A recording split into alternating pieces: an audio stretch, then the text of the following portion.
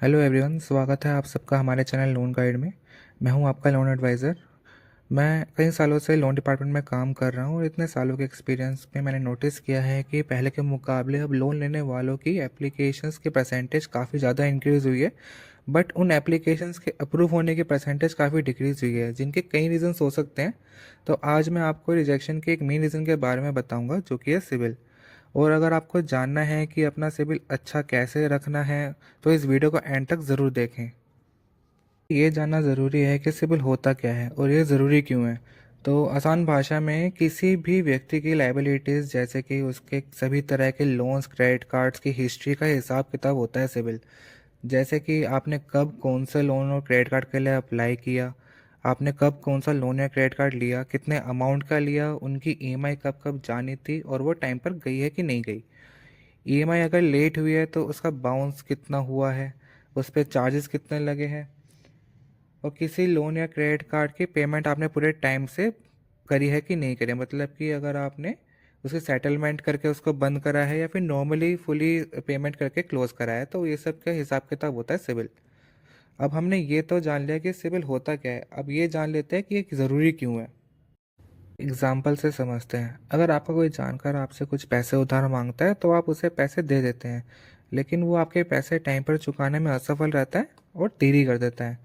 तो जब वो आपका जानकार आपसे दोबारा पैसे उधार मांगेगा, तो आप उसे पैसे देने से पहले एक दो बार सोचोगे। फिर भी आप उसे भरोसा करके दोबारा पैसे दे दोगे, पर वो फिर से असफल अगर हो जाता है तो आप उसे तीसरी बार पैसे देने से मना कर दोगे। ठीक वैसे ही सिबिल आपके सभी लोन्स और क्रेडिट कार्ड्स की ईएमआई का हिसाब रखता है कि आप अपने टाइम पे ईएमआई पे कर रहे हैं कि नहीं कर रहे हैं, कब और कितनी बार लोन और क्रेडिट कार्ड के लिए अप्लाई कर रहे हैं, और आप अपना कोई लोन या क्रेडिट कार्ड सेटल तो नहीं करा रहे हैं। जिसके बेसिस पे सिविल आपको सिविल स्कोर देता है, जिससे आपको अगली बार लोन मिलने में आसानी होती है। अगर इन फ्यूचर आपको कोई इमरजेंसी में लोन लेना पड़े तो इजीली आपको मिल सके। आप अपनी सिविल रिपोर्ट सिविल.com की साइट से कुछ पैसे पे करके डाउनलोड कर सकते हैं, या फिर आप पैसा बाजार या बैंक बाजार जैसी साइट से फ्री में अपनी सिविल रिपोर्ट चेक कर सकते हैं। है कि आपको सिविल स्कोर मिलता कैसे है। देखो, स्टार्टिंग में अगर आपने कोई लोन या क्रेडिट कार्ड नहीं लिया है तो आपका सिविल स्कोर -1 शो करेगा, और जैसे आप कोई लोन या क्रेडिट कार्ड ले लेते हैं तो आपका सिविल स्कोर 0 शो करेगा। और जैसे जैसे आप अपने लोन या क्रेडिट कार्ड की ईएमआई टाइम टू टाइम भरते जाओगे तो आपका सिविल स्कोर 650 से अब बढ़ना शुरू हो जाएगा और धीरे धीरे अच्छा होता जाएगा। एक रेप्यूटेड बैंक में लोन के लिए अप्लाई करने के लिए आपका सिविल स्कोर मिनिमम 700 से अबव होना ज़रूरी होता है। अब बात आती है कि आप अपना सिविल खराब होने से कैसे बचा सकते हो। देखो, वैसे तो कभी भी सिविल स्कोर अपने आप खराब नहीं होता, हमेशा उससे खराब होने के पीछे कुछ रीजंस होते हैं। तो हमें बस ये गलतियां करने से बचना है। सबसे पहले तो आप अपनी सभी ईएमआईज ऑटो डेबिट पर रखो। आपकी सभी ईएमआईज अपने आप हर महीने सेम डे डिडक्ट होगी। बस आपको आपकी ईएमआई डेट से पहले अपने अकाउंट में ईएमआई के लिए पैसे रखने ही रखने हैं। अगर आप ये सोचो कि आप ईएमआई डेट वाले दिन पैसे डाल दोगे, तब भी आपकी ईएमआई बाउंस होने के चांसेस बहुत ज़्यादा रहेंगे। अब दूसरा पॉइंट ये है कि आप जितना कम हो सके उतना कम क्रेडिट कार्ड का यूज़ करो। लोग सोचते हैं कि वो जितना ज़्यादा क्रेडिट कार्ड्स का यूज़ करेंगे उनका सिबिल उतना ही ज़्यादा अच्छा होगा, पर ऐसा नहीं है। आप क्रेडिट कार्ड यूज़ करो, बट उसकी लिमिट से आधे से भी कम यूज़ करने की ही कोशिश करो। जितना भी यूज़ करो उसका फुल पेमेंट करने के लिए ड्यू डेट का वेट मत करो। जैसे ही आपके पास पैसे हो वैसे उसका पेमेंट कर दो। अब तीसरा पॉइंट ये है कि आप ये जो स्मॉल लोन्स होते हैं इन्हें लेना जितना हो सके उतना ज़्यादा अवॉइड करो। मैंने ऐसे काफ़ी सारे केसेस देखे हैं जिनमें लोगों ने ऐसे छोटे छोटे कई लोन लिए होते हैं, जैसे कि 1000, 2000, 5000 तक के काफ़ी सारे लोन लिए होते हैं, एक एक दो दो महीने के लिए। हालांकि वो लोन्स क्लोज हो रखे होते हैं और उनकी पेमेंट टाइम पे गई होती है, लेकिन वो सिविल को बहुत ज़्यादा ख़राब करते हैं, जिसकी वजह से आपको एक अच्छे खासे अमाउंट का लोन लेने में बहुत दिक्कत आती है। ऊपर से स्मॉल लोन्स महंगे भी बहुत होते हैं। चौथा ये है कि आपको बिना किसी भी बैंक की पॉलिसी चेक करे आपको उस बैंक में लोन के लिए अप्लाई नहीं करना चाहिए। स्पेशली ऑनलाइन डायरेक्टली भी किसी बैंक में अप्लाई नहीं करना चाहिए। ऐसा इसलिए क्योंकि हर एक बैंक और एनबीएफसी की अपनी खुद की एक पॉलिसी होती है जिसके बेसिस पे वो लोन देता है।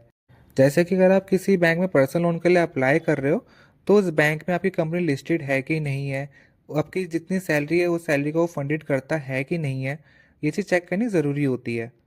इन शॉर्ट, आपकी प्रोफाइल उस पर्टिकुलर बैंक की पॉलिसी से मैच करनी चाहिए, नहीं तो आपकी एप्लीकेशन लोन की रिजेक्ट हो जाएगी और आपके सिविल में इंक्वायरी भी बढ़ जाएगी, जो कि आपका सिविल और ख़राब कर देगी। देखो, इंक्वायरीज जितनी ज़्यादा होती है आपका सिविल उतना ही ज़्यादा ख़राब होता है।